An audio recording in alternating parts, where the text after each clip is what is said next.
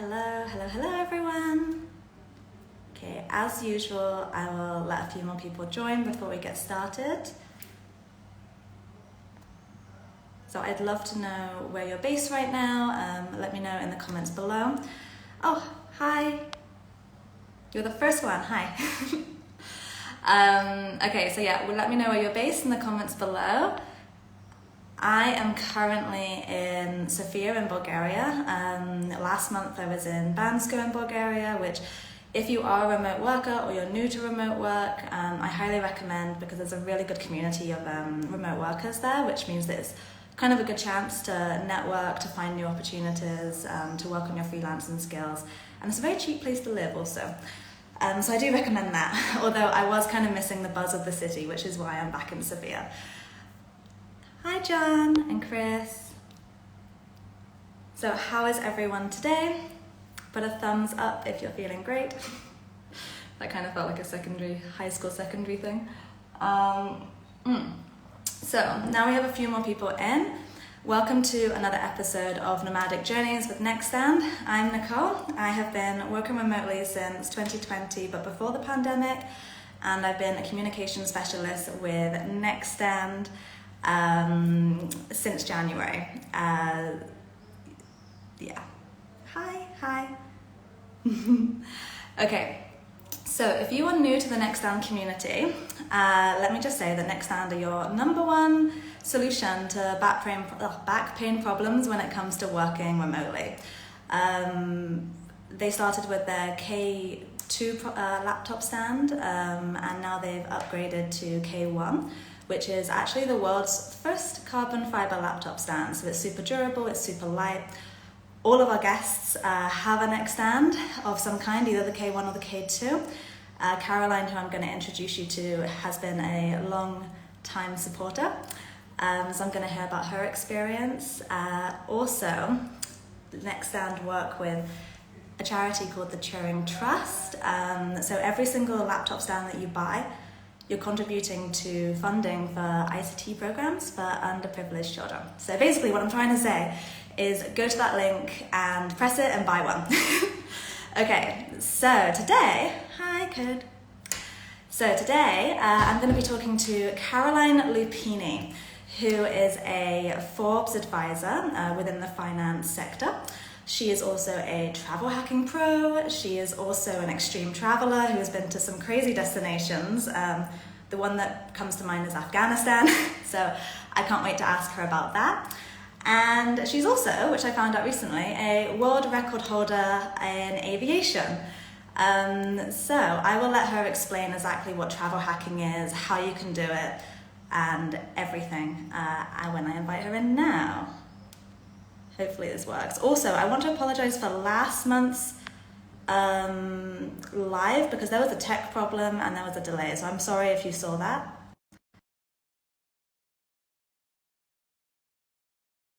It's today. Oh, hi Kevin. Oh, I have my camera the wrong way. There we go. I was like, what is going on here? Hey. Hey. How's it going? Good. Hey, how are you doing? Good. We're Where are you based right currently now? in Maribor, Slovenia. Yeah. Nice. And how long are you there Just a for? week. We were supposed to be in Austria for another Nomad event that we ended up not being able to go to, but I have to be back in Austria for another thing, and Austria is a lot more expensive than Slovenia, so we just popped over the border, literally like 30 minutes over the border to a town in Slovenia that's, it's still Europe in the summer, but it's a lot less expensive than Austria. I haven't, because I wanted to go to Slovenia, but I wanted to go to, I don't know if I'm going to pronounce this right, but I wanted Yeah, to go to the capital, which yeah, is Ljubljana. Ljubljana. But what's Well, Maribor like? we didn't really know anything about it. We just literally, we were like, we need to leave Austria. It's too expensive here. So it was just somewhere we could get to easily on transit. And then we found an Airbnb for a pretty good price, but it's actually a wine growing region here. So we've been enjoying a lot of the local wine, and that's definitely been nice. And Ljubljana is for sure worth a visit. It's one of my favorite cities in Europe. I think you would like it a lot. Oh, Yeah. seriously? Oh, cool. Okay, okay. That's definitely going to be on my list then. I actually had it on my list for this summer, but it just didn't really work out that way. But the wine region sounds really fun as well. I feel like you've been to like the wine places I in do every like the country wine recently. places. I'm very envious. Okay, so in a nutshell, I know you do like so many things, but there's so many things that I feel like you do. But in a nutshell, what do you do for work? Yeah, Yeah, in so a for nutshell. work, I work for Forbes Advisor. I'm the managing editor for their credit cards and travel rewards vertical. So mainly now I'm doing a lot of content strategy and assigning content to the freelancers and staff writer, our one staff writer that we work with, and then making sure that is all up to our standards and scheduling it for publication. I used to do a lot of freelance work in the space, so at that time I did a lot of the writing of the articles for various other clients, and then I dabble with other things here and there. Nice. And because I mean Forbes is like it's a huge company. To me, it feels like quite corporate. So was it always remote, or did you work in an office to Yeah, begin so with and then go remote? this part of Forbes was always remote. This project was kind of gearing up through like mid 2019, and I was the first full-time editorial hire to the project in November of 2019. But it was always planned to be a fully remote team because this was a whole new like startup project at that time. And timing wise, it worked out pretty well for I think everybody who joined and for the company as well because of course, we all know what happened in early 2020, so it's not like we would have been working in the office anyway. And I feel like I can't say that word anymore. I feel like it's like I like try to say like try to like refer to that time as any other time, but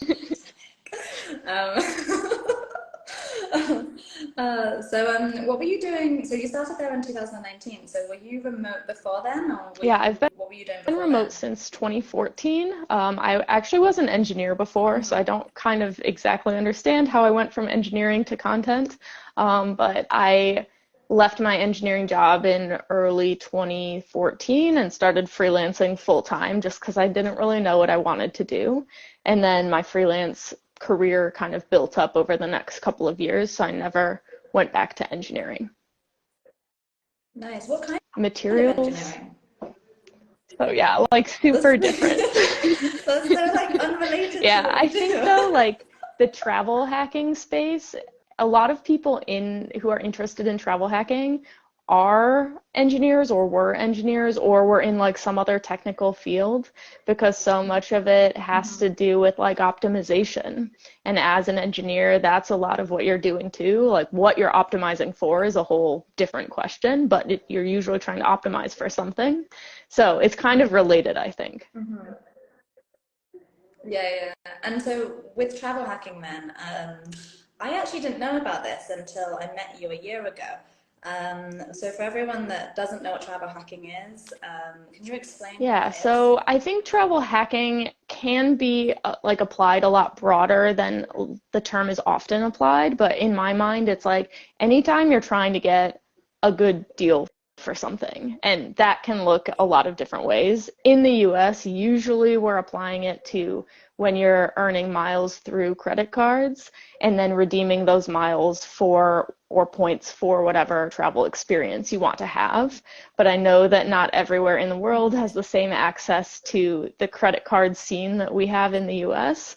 And so I think that people outside of the US can still travel hack. It just the strategies look a little bit different. Mhm. Yeah, I looked into it for the UK, and it is, yeah, definitely not as good as the US. It's like on a much smaller scale. What about Canada though? Because I know that your boyfriend is also Yeah. travel hacking, Yeah, but so Canadian, yeah, right? Kevin's Canadian, and there Mm-hmm. he runs a website called Fly Trippers, which is like a Canadian deals and credit cards website. And there is still a pretty good travel hacking scene in Canada, but they don't have quite as many cards as we have in the US, and the bonuses aren't quite as Mm-hmm. high as the bonuses we have in the US. So a lot of Canadians are trying to figure out how they can get US cards because then there are just a lot more opportunities available to earn a lot of points. Mm-hmm. And how did you first get into the space of travel hacking? Like, was it just sort of you wanted to travel a lot and you just found a way to do it, or did you know Yeah, about it before? in 2011 I did a trip to Europe when I was in university, and I was just like, oh my gosh, this is amazing. I want to travel all the time. But I was in university and I worked a job in a lab like 5 to 10 hours a week where I made $10 an hour. So it wasn't like I was going to be able to afford to travel anytime soon. And then in the US, of course, we don't have like a great work-life balance, I would say, on average. Like my first engineering job out of school, I got 10 vacation days, but if I was sick, I had to use a vacation day. I didn't have separate sick time. So again, Crazy. Is that not crazy? like Is you're that going to be long? going on any big trips when you have 10 days off per year and, plus a few holidays mixed in. So yeah, I was in university. I did this trip to Europe and I was like, I love this. How can I be able to travel still a little bit more while I'm in university? And I think I just was like Googling around on the internet and came across a blog, and it's kind of like one of those things where the rest was history. Like one day I didn't know that travel hacking existed, and then the next day I was reading everything on the internet about it and like how to earn miles and points and how to use them the best way. And I don't really I don't remember that exact day. I just remember that it was like a total shift in my life and like what I was doing and how I wanted to spend my time. Mm-hmm. Mm-hmm. And so, what resources do you recommend now for anyone that wants to kind of So I get think into it? it depends a lot because it depends what country you're from or what at least what credit cards you have access to. So I think in the US, a lot of the smaller blogs are probably still better places to start. Um, but I honestly can't think of any good ones off the top of my head right now because I don't pay as much attention as I used to. Like I kind of know a lot of the like general concepts, and so I'm not reading all of the blogs every day like I used to. But the Points Guy is probably the biggest travel hacking website, and so that's not a bad place to I start. know Like that one. there are better smaller websites, I think, but they're usually more focused. So the Points Guy is kind of a good place to get like a general idea of a lot of different topics all at once and then be able to dive a little bit deeper into areas that are interesting. Um, Mm-hmm. Internationally, I know, so in Canada, there's Fly Trippers, and then I think there are some UK and Australia based travel hacking websites also, but it's not in my market, so I don't know those as well. Point Hacks, I think, is the Australian one. But I think also just in general, like travel hacking is about finding deals, and one way that everybody can find deals, no matter where you're from or what credit cards you can get, is just by looking for deals on flights. And there's a website that I love called Secret Flying that publishes great deals from everywhere and to everywhere. If they find a good deal, they're going to publish it. And like you can get some really incredible deals if you're just watching out for them. Like I once flew from Milan to Jakarta for $400 in business class. And Oh my God, yeah, and what? Oh my I was gosh. in Europe. I wasn't in Milan, but I was somewhere in Europe and I knew I had to get to Asia and I had some flexibility in my schedule. So when I saw this deal pop up, I was like, okay, yeah, I can make my way to Milan, take this flight to Jakarta, and then I was like, oh, I'll spend a little bit of time in Indonesia, and then I was trying to get to Cambodia ultimately. So I just hopped another short flight there.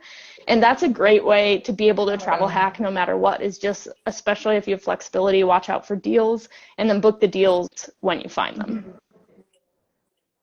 Yeah, yeah. Do you feel like you save a lot of money throughout the year doing I would this? say little less probably now, just because I have a little bit less flexibility. Like there are certain places that I want to go and, just like events that I've committed to going to. And so like, there's not always enough time to take advantage of the deal, I guess. Like I'll usually start looking, like I knew I was in Asia earlier this year and I knew I had to get to Europe. And so we were watching for deals, but we only had like 3 or 4 days of flexibility, so nothing came up in that time, and we ended up just having to book flights to get to Europe.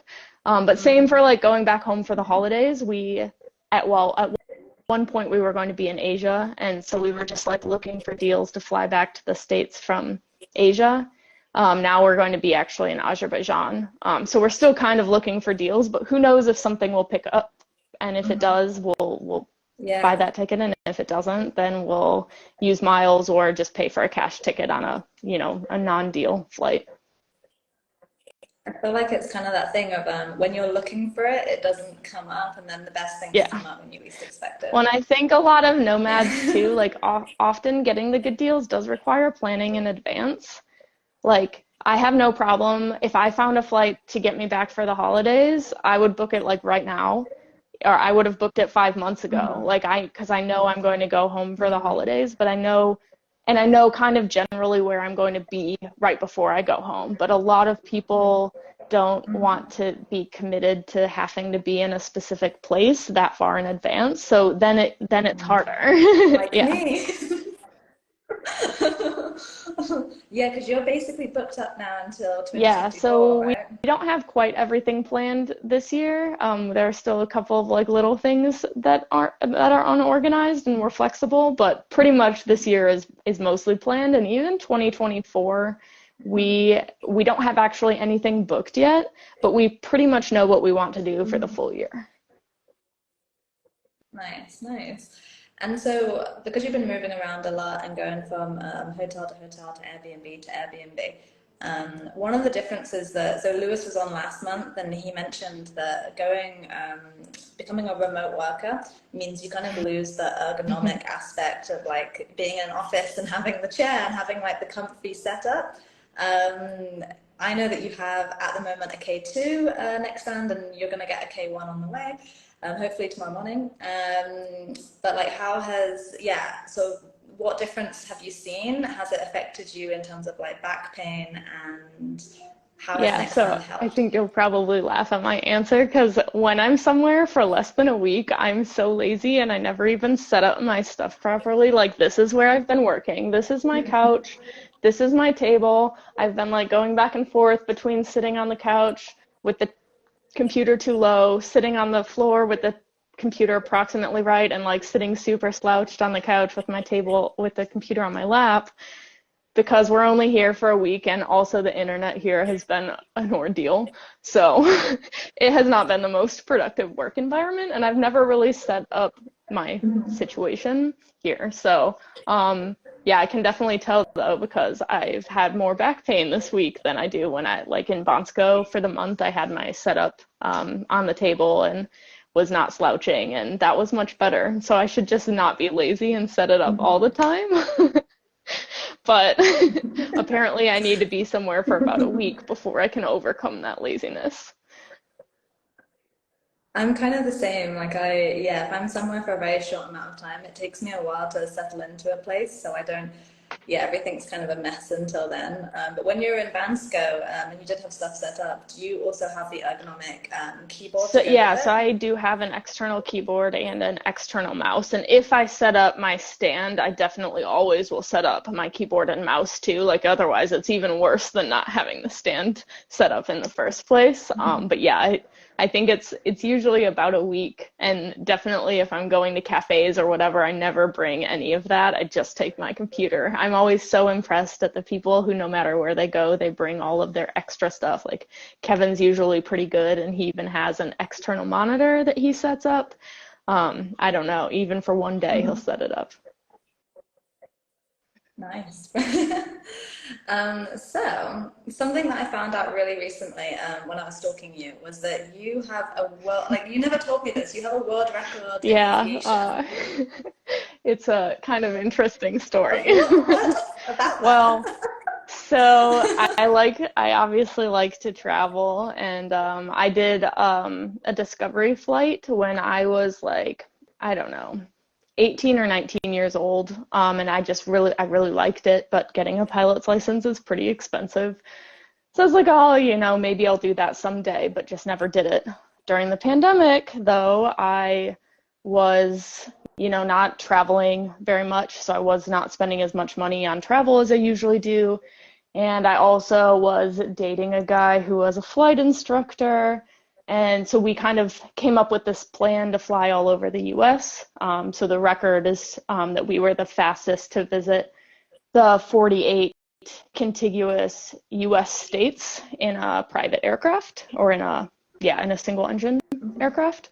So we just kind of like, we were both super flexible with our schedules, and we came up with this crazy idea to do this, and we kind of made it work financially because he needed a lot of hours. So this helped a lot with his hours building so that he can eventually become a commercial pilot, like for jets. And he didn't charge me the instruction fees. However, he did charge me emotionally, so I don't know if it was actually worth it.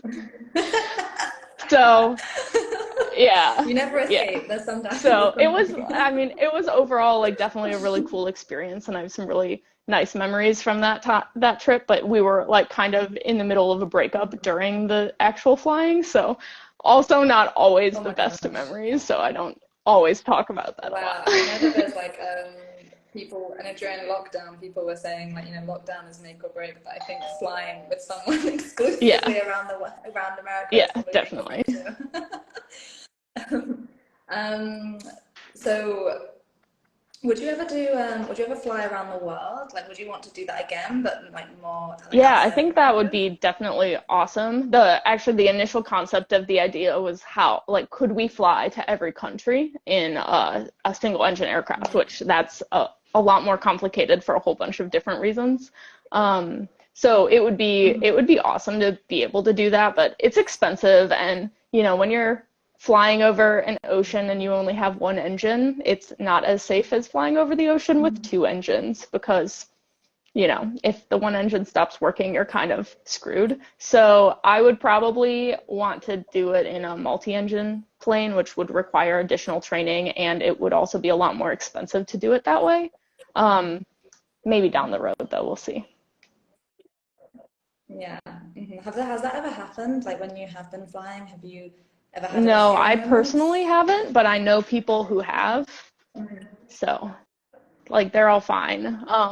But yeah, one of my friends, he actually owned his own plane, and there was some issue with the fuel line, like right after takeoff. So they went down. My other friend was in the plane with them, and they were both fine, but it was like a pretty like lucky situation. Yeah. My heart is like like I'm already like imagining it. Like, I get panicked on commercial airlines. Yeah, and my friend, like, they're both big travelers too. They're both travel hackers. That's how I know them. And like the one that I'm closer with is not the one who was the pilot. But he said, like, even now, and I think this happened like a year or a year and a half ago at this point, he said even now he gets nervous on takeoff because of that. Yeah. That is crazy. Oh my gosh. Well, at least he's like, what the saying is, get back. Yeah. Definitely. So that kind of veers into extreme travel, which I like use the phrase extreme travel, but would you refer to yourself as an extreme traveler as well? That's how I would refer to it also. Yeah. Yeah. So I saw that you did, I think I've mentioned this to you like so many times. I'm just like so impressed. You went to Afghanistan last year or the year before? It was in 2017, I think. Yeah. Yeah. So kind of what inspires you to go to these places where it is, like, not that it's completely unsafe, but just there's a lot of stuff going on there that might seem unsafe? Yeah, so I think that, like, in my travels, I've learned that all of the places that I've been, like, are not pretty much what the media makes them out to be. And I guess actually the first, I'm trying to think, was this first? No, I guess I went to the Kurdish region of Iraq after Afghanistan, I'm pretty sure. But I went there right when the Mosul offensive had just started. And it was kind of this whole crazy thing because my friend and I were actually supposed to be in Iran, but we got our visas. We didn't get them. So instead, we were like, where do we go? We need to go somewhere where we don't need a visa because we don't have time to get one. And we decided to go to the Kurdish region of Iraq because we, at the time, and even still now, Americans could go there without a visa, or it's a visa on arrival or something like that. And so we were like, okay, we're going to go. We booked the trip. We found a guide there we wanted to hire, and then like 2 days later, the Mosul offensive started, to take Mosul back from ISIS, and we were like, oh man, like we we can't catch a break. Oh no, what an Yeah, inconvenience. like should we still go? Should we not go? And we talked to our guide there, and he was like, I think it's fine. I would tell you if I didn't think it was fine. And we kind of mapped out some different exit strategies if we needed them, and we decided to still go. And it was fascinating how like Mosul at one point, I think we were as close as like 15 or 20 kilometers from the city, but in Erbil, the capital of the Kurdish region, life just goes on. Like people were out to dinner with their families, with their kids. Like the worst thing we saw the whole time we were there was two guys getting in a fight over a girl. And like obviously that's something that could have happened anywhere. So I think like at that point in time, this region of the world was center stage on the international media, and life there was so different. And not to say there weren't bad things going on, and like at the front line it was a different situation, but we were just where the people were, and it was fine. And so I think that type of experience has just showed me that you can't really trust the media. The media wants to get views, and they show stuff that's going to make people want to watch. And what people like, it's not always the truth, and it's definitely not always the full truth. So I'd rather go figure out the full truth for myself, or more of, I guess, a bigger picture of the truth for myself, and like utilize contacts on the ground or who have like recently been there to find out more about the current situation and whether or not I think it's safe for me to go. Yeah, I think that's like really good advice to take advice from people who are there on the ground and take advice from experts there instead of watching it from home, from the comfort of a sofa in the Yeah. UK or America. Yeah, I think that's really, because I think if we listened to Yeah. everything, we would never go Right. anywhere. I mean, the whole world's Yeah. unsafe. uh, would you, because obviously what's happening in Ukraine at the moment, would you be more nervous to go there, or you kind of feel okay about going there as an So American? I would say I don't know enough to be able to answer that question right now. Like I tend to focus my Mm-hmm. energy on the places that I'm going soon or the places that I've recently been. Mm-hmm. And so like, obviously Mm-hmm. I know there's stuff going on in Ukraine right now, but whether or not I would feel comfortable going there right now is just not, I don't have the information I would need to answer that question. But I do Mm-hmm. know some Yeah. people who are there now, so I would know where to go to find out the answer to the question. And there's also this incredible resource on Facebook called Every Passport Stamp. It's a group of people who like to travel to kind of like extreme or off the beaten path destinations. And there are about 20,000 people in the group. I help moderate that group, so full disclosure there, but I mean, no financial benefits for doing that. Um, and so if I was going to go somewhere and I didn't know anybody on the ground, that would be my first point of reference is like, has anybody been posting about this destination lately? Can I contact those people? If there are no recent posts, then I would probably post, because there's a pretty good chance, like it's pretty funny sometimes, like somebody will post about some obscure border crossing in Africa that like no normal person would ever know about even, and like 3 or 4 people in the group have been there in the past month. So it's a really good resource to find out the answers to the questions about like where is safe to go and where maybe should you have a little more caution. That's really good information. I'm gonna take those links from you at the end Yeah, and put for them in the sure. comments, because that is really good. Yeah, definitely. And I think another thing is, when it comes to like extreme travel, there'll definitely be people who will say that there's like a slight like ignorance to it going to conflict areas, but actually I think that you're completely right in the way that it's finding out a truth for yourself and experiencing something yourself and being able to have new experiences that way. I don't think you Yeah, kind of agree with definitely. that. Yeah, yeah. Yeah, yeah. So what's kind of as I don't know if you, so as a woman, I'm saying as a woman, but also do you even notice the difference, I guess? When you're traveling, most people would say that it's more dangerous for women to travel. Have you do you take extra precautions that maybe your fellow male travelers aren't taking? What do you do with that? I wouldn't necessarily say that it's more dangerous, but I do think that sometimes extra precautions are necessary. Like when I'm traveling by myself, I won't usually go out and drink by myself at night. Like if I want to have a drink, I'll drink at home, by myself, rather than out in public. Whatever. Maybe I'll have a glass of wine out, but definitely nothing crazy. Whereas I think men, while that wouldn't put them at, there wouldn't be zero risk to them doing that. The risks are just different. Like maybe they get robbed, but probably other risks are a lot lower. Um, and then I also think like in countries where I don't want, or not even countries, but in areas where I don't want to call as much attention to myself, I'll choose to dress differently. And I think men can kind of get away with not doing that to the same degree, and still probably be fine. But I think more than anything, it's probably like for me anyway, less a safety issue and more of just an annoyance issue. Like there are definitely some places where it's fine for men to wear whatever they want, but it's not fine for women to wear whatever they want. And it's like I'm not going to like break the customs of the country or the area or whatever, but I'm going to probably be a little bit salty about it. Like if he can wear shorts but I have to wear pants and it's 40 degrees outside, I'm annoyed That's about it for sure. There's definitely, yeah. I think like we even like subconsciously make little changes.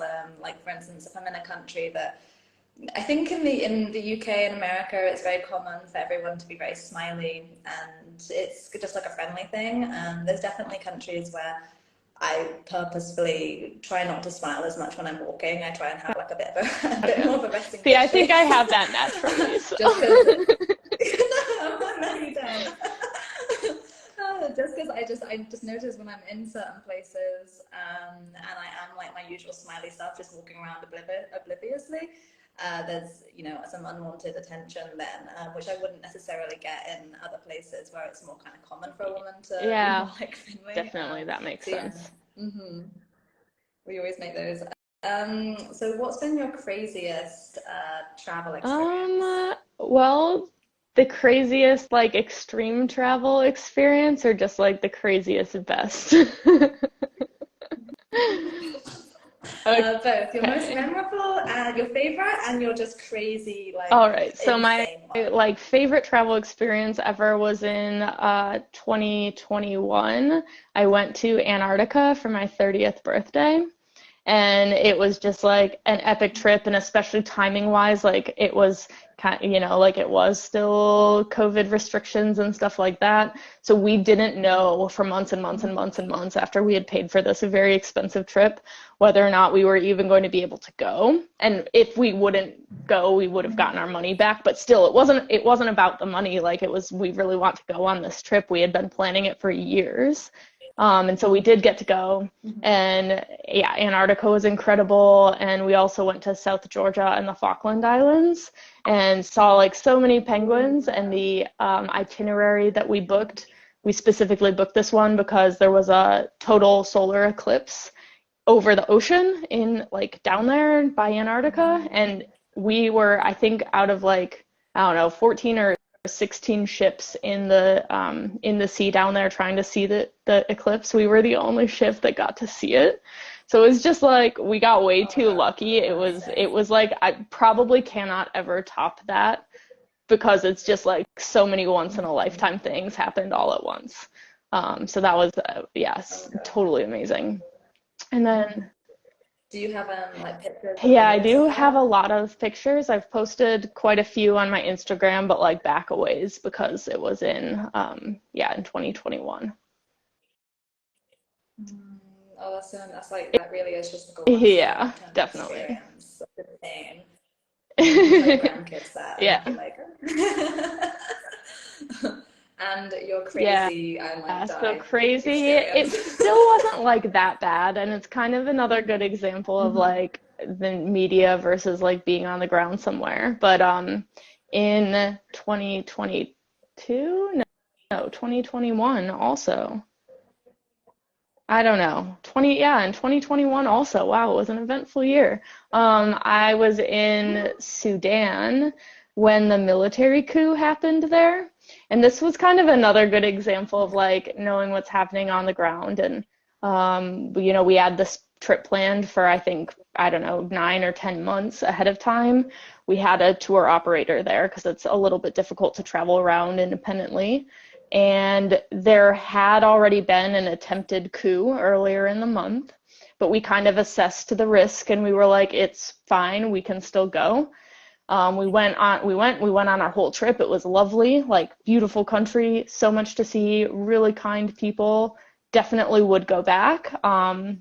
We got back to Khartoum, the capital, and we were supposed to do a full day like city tour the next day and then fly out the following day. But we also had to do COVID tests at the time to exit the country. So we got back into town. We all did our COVID tests. The next morning, we get a call to our to our hotel room phone at like 6:30 in the morning, and I was like, oh no, who didn't pass their COVID test? Because like you couldn't leave if you had a positive COVID test. Unlike every other country that just tested you when you arrive, they wanted to test you when you leave. So we got a call from Great. Carla, the owner of the tour, or the one of the people who work for the tour agency, and she was like, Mhm. "There's been a coup." Oh, Just casual. yeah, There's she been was a like, coup. sorry I There couldn't is a get here coup. sooner. Like the phone lines were out across the whole city, the internet was out across the whole city, the TVs were out, like everything was shut off. So she was like, I had to come here physically to the hotel and like call from the hotel because I couldn't call from my house or the office.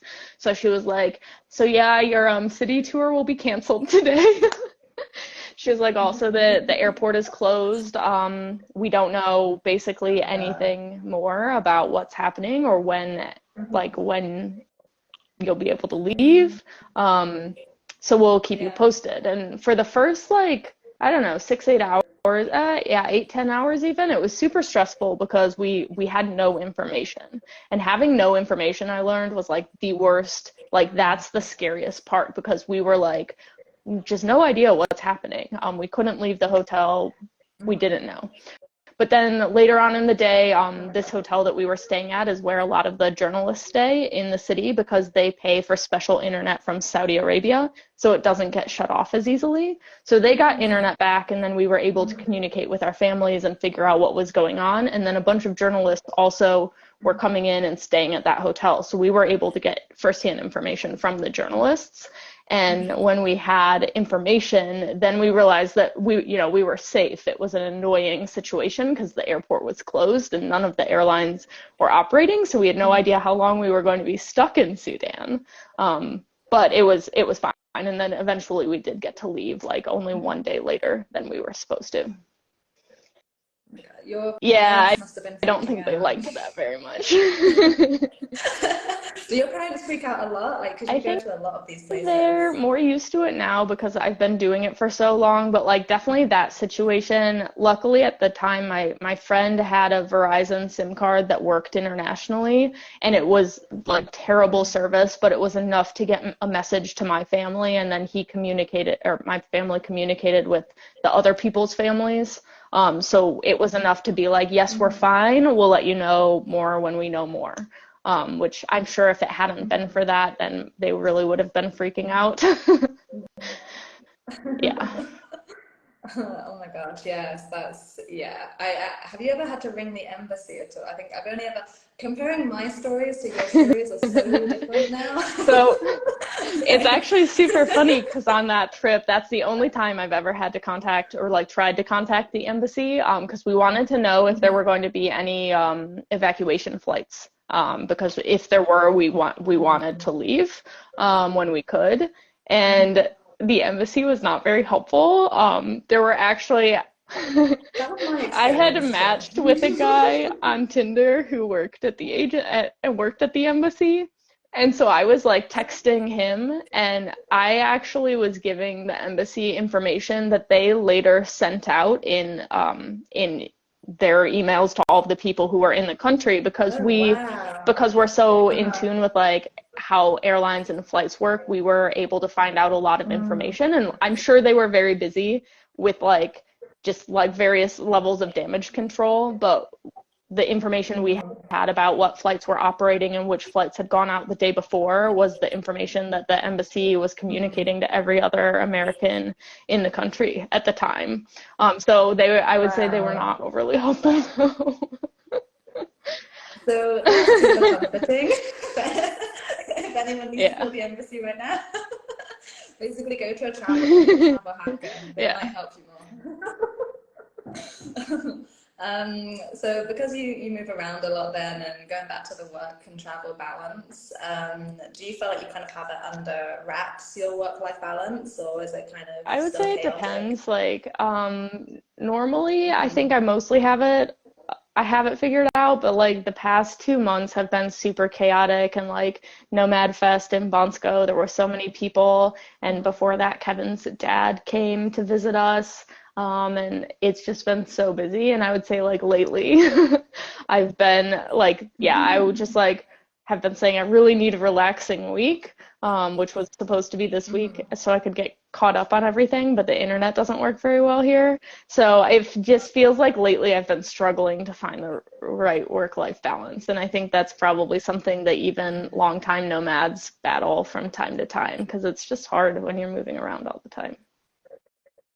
Yeah, definitely. I'm like now getting more into like a work routine now. Now I've been in Bulgaria for a while, but it is very much I've taken the Mediterranean view on life. I work in the morning, take a very long break, Yeah. and then work in the evening. That's kind of I've realized that works because I get the most of the sun. But what keeps you sane when you are moving around so Um, much? I think just like having something to look forward to still. So like I really like food a lot, and yesterday we went and got sushi for lunch, and I haven't had good sushi in months. Hmm. So that was really good. And just yeah, like making sure that there's some stuff that's sprinkled in that feels exciting, because yeah, even though like travel is exciting, but sometimes it's just like you have to focus on specific things that are exciting, because if you're just moving to a new place and doing work and not actually enjoying the place, then it's like, yeah, technically you're traveling, but um, it's just like a little easy to fall into that, I think, when we feel like we're behind on everything, which is definitely how I feel right now.